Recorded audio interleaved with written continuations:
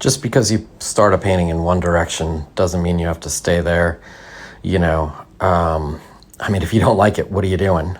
It's time to keep going.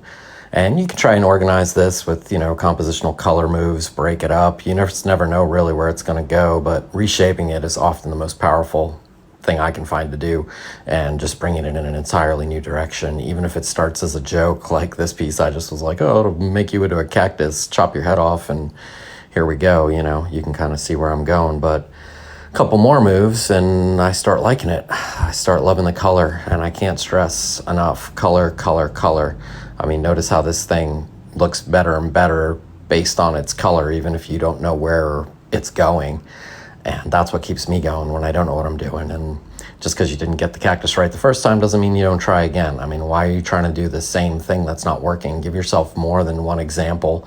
And, once you like it again, make the color even better to show yourself how good it really could look, or how clear it looks with contrast and tones and just color richness, color plays. It's no one color. You could think it was the green, but it's the way the green's playing off all the other colors in the painting that makes it look so good.